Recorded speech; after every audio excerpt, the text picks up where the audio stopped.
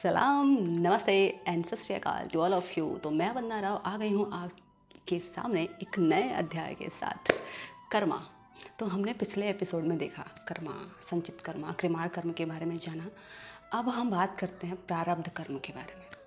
अब ये प्रारब्ध कर्म क्या होता है?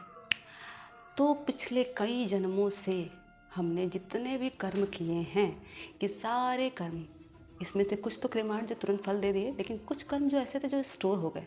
मैंने आपको पिछले वीडियो में बताया था कि जो कुछ कर्म स्टोर हो गए, वो कर्म अब जब फल देने के लिए पक कर तैयार हो जाते हैं कि अब आपका समय आ गया है, अब आपको वो फल मिलने वाला है, चाहे वो अच्छा हो या बुरा। तो वो जब मिलने वाला है तो उस कर्म को बोलते हैं प्रारब्ध कर्म। मतलब कि यही होता है आपका प्रारब्ध, यही होता है ये। और यही प्रारब्ध को देखते हुए हमें जो ये जीवन में, इस संसार में जो ये जीव शरीर मिलता है, इस शरीर को हम उसी प्रारब्ध कर्म के अनुसार भोगते हैं। कहते हैं ना, पहले ही लिख दी जाती है हमारी लाइफ। तो ये वही है कि प्रारब्ध कर्म हमारे जो भी रहते हैं, उन्हीं के हिसाब से हमें ये नया शरीर मिलता है।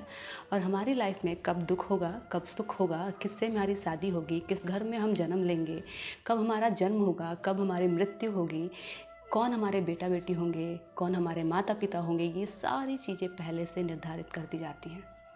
क्योंकि आपके प्रारब्ध के अनुसार वो चीज़ें फिर आपके सामने आएंगी और आपको वो फल देंगे।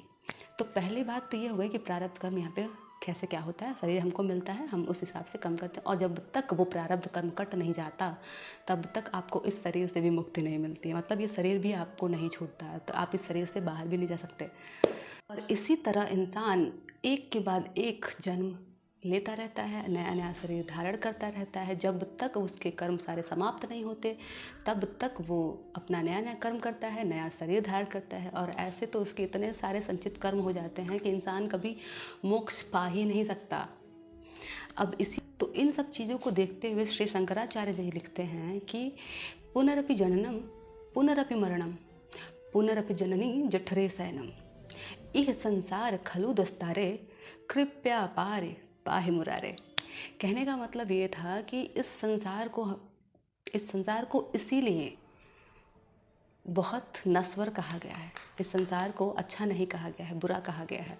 क्योंकि जब तक ऊपर वाले की कृपा नहीं होगी तब तक आपको इस संसार से मुक्ति नहीं मिल सकती। क्योंकि आपके इतने सारे संचित कर्म पड़े हुए हैं संसार में, आपने इतने कर्म किए कृमाण, इतने संचित कर्म आपके पड़े हुए हैं, पीछे पहाड़ लगा हुआ है ढेर सारा। अब इन सारे कर्मों को आप कब तक भोगेंगे, कब तक ख़त्म करेंगे, कैसे होगा? तो लास्ट कर्म आता है कि जब तक कृपा मुरारी नहीं करते हैं तब तक हम इस संसार चक्र में बंधते रह जाते हैं, बंधते रह जाते हैं, बंधते रह जाते हैं, और मोक्ष की प्राप्ति हमें नहीं होती है। तो अब आते हैं, जैसे क्या होता है, आपने अपनी जवानी में बहुत से बुरे कर्म किए, अब आपके बुढ़ापे का टाइम आ गया। अब इस बुढ़ापे टाइम में आपको मान लीजिए पैरालिसिस हो गया, पूरा बॉडी एकदम सुन्न पड़ा हुआ है, आप कुछ नहीं कर सकते सिवाय देखने और सुनने के। सिर्फ देख सकते हैं, समझ सकते हैं, ना कुछ बोल सकते हैं, ना कुछ कह सकते हैं, कुछ भी नहीं कर सकते। तो वहाँ पे आपका प्रारब्ध कर्म वो ऐसा था कि आपको वो भोगना था, क्योंकि आपने कर्म ऐसे किए थे पिछले जन्म में या फिर कभी भी।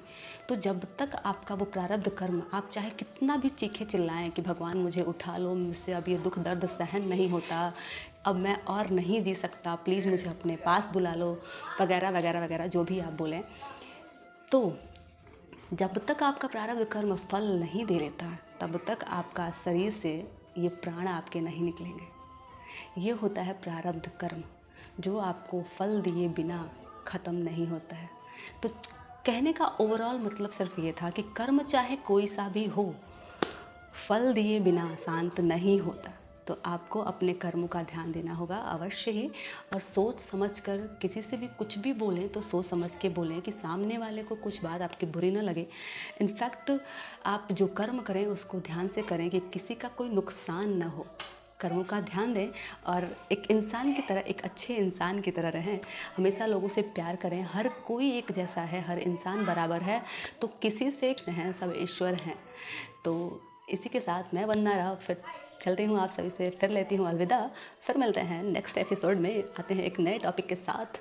तब तक के लिए bye bye, take care and सबा खैर, राधे राधे।